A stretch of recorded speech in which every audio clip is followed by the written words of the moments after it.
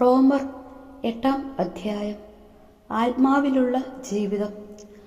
ആകയാൽ ഇപ്പോൾ യേശുക്രിസ്തുവിനോട് ഐക്യപ്പെട്ടിരിക്കുന്നവർക്ക് ശിക്ഷാവിധിയില്ല.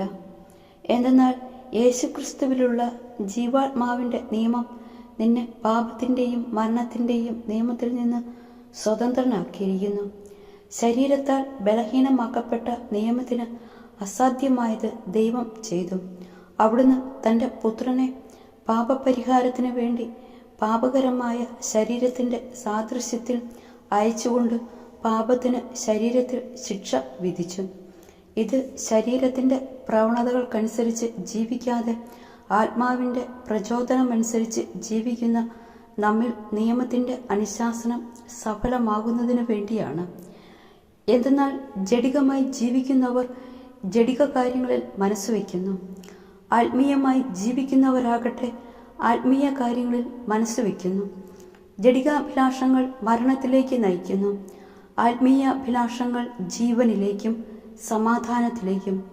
ജഡിക താൽപ്പര്യങ്ങളിൽ മുഴുകിയിരിക്കുന്ന മനസ്സ് ദൈവത്തിൻ്റെ ശത്രുവാണ്.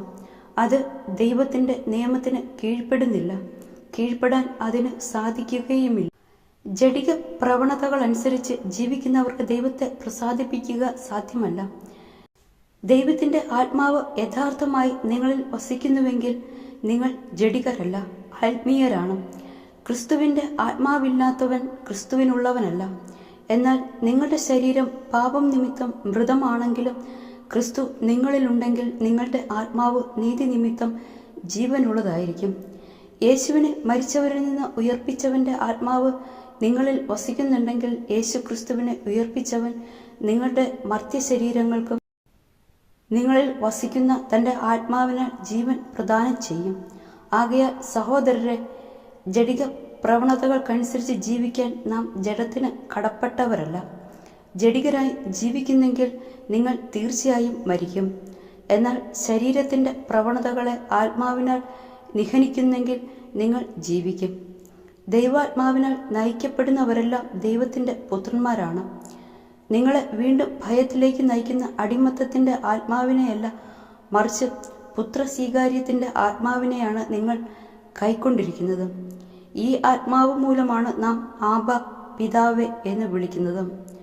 നാം ദൈവത്തിൻ്റെ മക്കളാണെന്ന് ഈ ആത്മാവ് നമ്മുടെ ആത്മാവിനോട് ചേർന്ന് സാക്ഷ്യം നൽകുന്നു.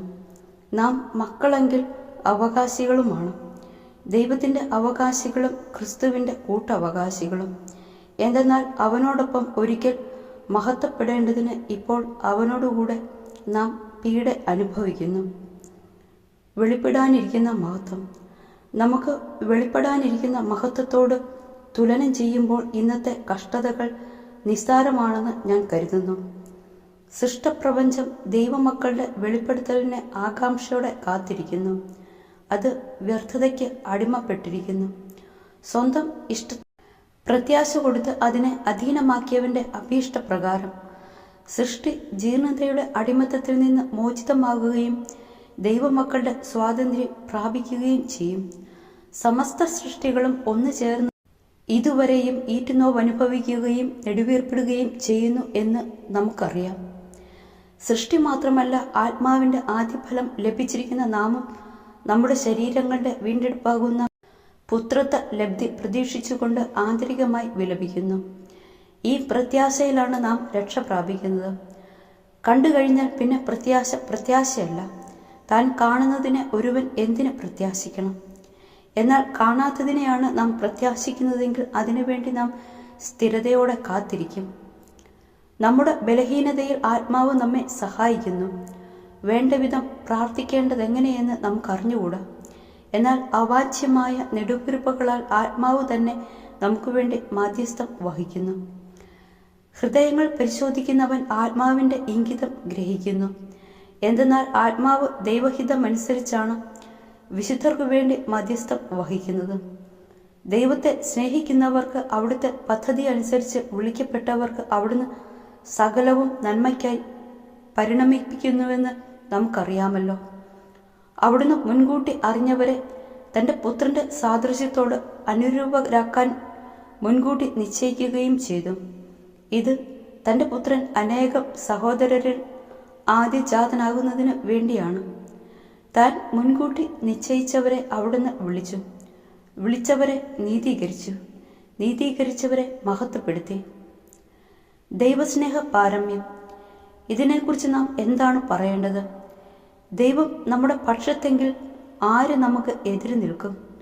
സ്വപുത്രനെ പോലും ഒഴിവാക്കാതെ നമുക്കെല്ലാവർക്കും വേണ്ടി അവനെ ഏൽപ്പിച്ചു തന്നവൻ അവനോടുകൂടെ സമസ്തവും നമുക്ക് ദാനമായി നൽകാതിരിക്കുമോ?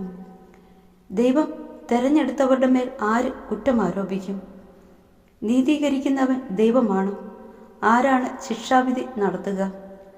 മരിച്ചവനെങ്കിലും ഉത്ഥാനം ചെയ്തവനും ദൈവത്തിൻ്റെ വലത്തുഭാഗത്തിരുന്ന് നമുക്ക് വേണ്ടി മധ്യസ്ഥം വഹിക്കുന്നവനുമായ യേശു ക്രിസ്തു തന്നെ. ക്രിസ്തുവിൻ്റെ സ്നേഹത്തിൽ നിന്ന് ആര് നമ്മെ വേർപെടുത്തും? ക്ലേശമോ, ദുരിതമോ, പീഡനമോ, പട്ടിണിയോ, നഗ്നതയോ, ആപത്തോ, വാളോ? ഇങ്ങനെ എഴുതപ്പെട്ടിരിക്കുന്നു, നിന്നെ പ്രതി ഞങ്ങൾ ദിവസം മുഴുവൻ വധിക്കപ്പെടുന്നു, കൊലയ്ക്കുള്ള ആടുകളെപ്പോലെ കരുതപ്പെടുകയും ചെയ്യുന്നു. നമ്മെ സ്നേഹിച്ചവൻ മുഖാന്തരം ഇവയിലെല്ലാം നാം പൂർണ്ണ വിജയം വരിക്കുന്നു. എന്തെന്നാൽ മരണത്തിനോ ജീവനോ ദൂതർക്കോ അധികാരികൾക്കോ ഇക്കാലത്തുള്ളവയ്ക്കോ വരാനിരിക്കുന്നവയ്ക്കോ ശക്തികൾക്കോ ഉയരത്തിനോ ആഴത്തിനോ മറ്റേതെങ്കിലും സൃഷ്ടിക്കോ നമ്മുടെ കർത്താവായ യേശുക്രിസ്തുവിലൂടെയുള്ള ദൈവസ്നേഹത്തിൽ നിന്ന് നമ്മെ വേർപെടുത്താൻ കഴിയുകയില്ലെന്ന് എനിക്ക് ഉറപ്പുണ്ട്.